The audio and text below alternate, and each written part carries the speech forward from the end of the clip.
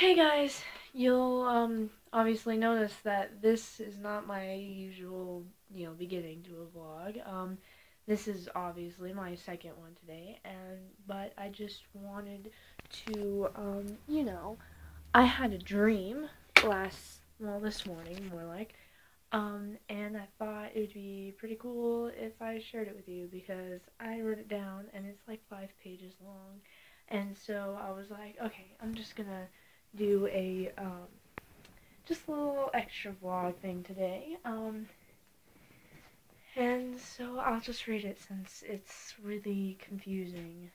Okay, so alright, so basically I was at a really fancy place. Like there was round tables and like chandeliers, and the place was like painted kind of like gold wallpaper, and like it was really fancy. There were like 2 floors, um, and my I was on the second floor with my mom and my best friend Dallas, and it was we were there for like the show thing. Okay, so we get there and we find a seat in the second floor because that's where we had tickets, I guess. And it was like at this old person's table. It was really weird. And so there's a stage on the first floor, like below us, and we were waiting for Smosh to perform, as in like skits, I guess, because I remember telling my mom she had never been, and this was like a yearly thing. Like they did it once every year, and I remember telling my mom like, "Oh, I hope they do the Pokemon sketch like they did 2 years ago instead of last year because last year's wasn't that good." It was weird. Anyway, so yeah, it was her first time there. I had always it was a yearly thing that I always went to.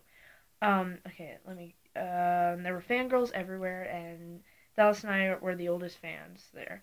The majority of the fans were downstairs, and there were some upstairs. So we were just basically waiting for it to begin, and I felt the same way I do like before any concert starts. You know, like when you get that time seems to just go by so slow, and you get the jitters, and like everything that someone does, it like freaks you out. Okay, so finally some people downstairs start like screaming, freaking out. And I look down and I see these 2 guys come out of like this manhole. I have no idea why. But it was Matt and Nathan. It was what's his name? Matt Park Park Parkinson or something like that, and Nathan Petrelli from Heroes, because I've been watching Heroes with my mom a lot. So they came up and they were like, "Oh, we're here to introduce Smosh," like the very beginning. So we're like, "Oh, okay." So we keep waiting until some people announce that Smosh is or that there are too many or not enough fans downstairs, so fans from upstairs can go down if they wanted. And so like everyone books it downstairs because they all want to get close, and except for me and Dallas and my mom. And so we stay up top and we look down to see all the fangirls like rushing up to the front of the stage, which was like halfway under the balcony, so we couldn't really see. We had to lean over. It was stupid.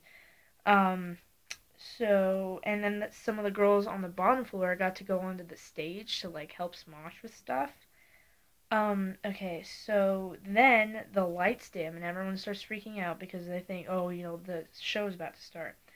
But then no one shows up, and the lights are still dim, and we're like, what is going on? So I decide to go down and check what's up, and so I go through the crowd of fangirls until I get to the stage, and since the lights are almost completely out, I climb up on stage and go behind the curtains, and as far as I can see, nobody's there, and it's like pitch black. Until I run into someone, and then he's like, "Oh, sorry." And I wrote it like, "Oh, sorry," he says. It's okay. Is everything alright? It's like a story. Well, the lights are broken, so they're trying to fix them. Ian and I are bored, so do you want to do something? And it was Anthony.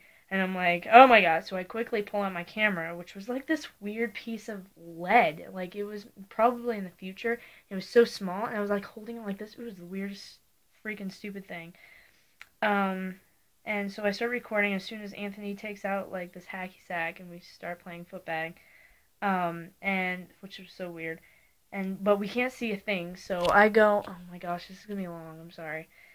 So we go and I instinctively switch on this light, and it raises the curtains, or this light switch, and it raises the curtains, and the lights turn on, and now we're like playing in front of an audience of like 200 or so, but like we didn't look at the crowd. We were just like looking at each other and kind of like blah blah blah, but we didn't stop playing. It was weird, and everyone was quiet and like, what the is going on? So finally we end up stopping, and I joke, man, I'm sure glad nobody saw us.